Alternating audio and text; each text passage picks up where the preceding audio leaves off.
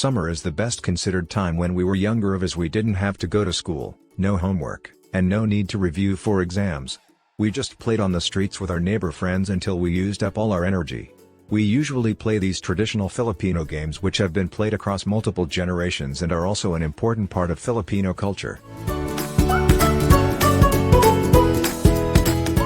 Tumbang Preso.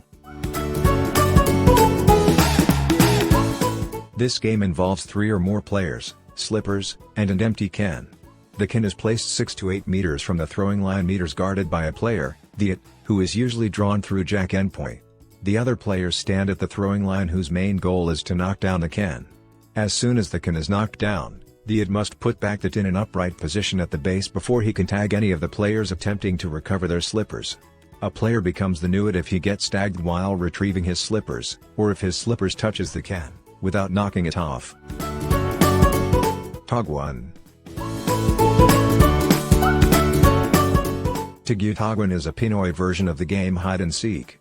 This game is usually played at sunset or at night as a challenge for the to locate those who are hiding. First rule is to set the boundaries of the place where players can hide. Before starting the game, the other players hide while the chants and count from 1 to 10. The round will end if all players are caught.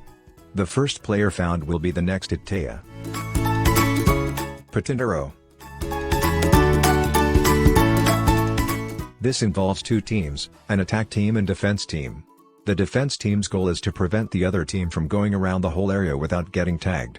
They guard their area by occupying lines and moving through them without allowing any member of the opposite team from passing.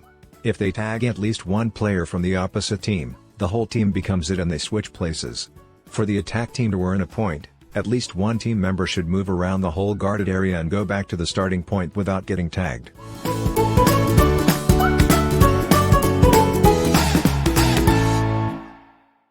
Luksong Tinik.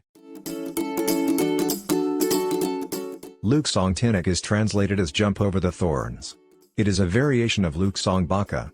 The game is played by having 2 players who serve as the base of the thorns by putting their feet and hands together. The other players jump over the thorns and the goal is not to touch or fall on them. Each round, the height of the thorns is increased. Sepa. Sepa refers to both the traditional Pinoy game and the object used to play the game. It involves the use of an object made usually with a washer, colorful threads, and strings. The Sepa is thrown in the air and kept in the air usually by kicking it. The goal is to not let the Sepa hit the ground by kicking it even before it falls. The player needs to keep count how many times he has hit the Sepa before it hits the ground. The player with the highest count wins the game. Apart from these games, there are also Chinese Garter, Luksong Baka, 1020, Longit Lupa, Bahay Bahayan, Bahay Kubo, Trumpo, Tex and others. What other street games did you play when you were younger?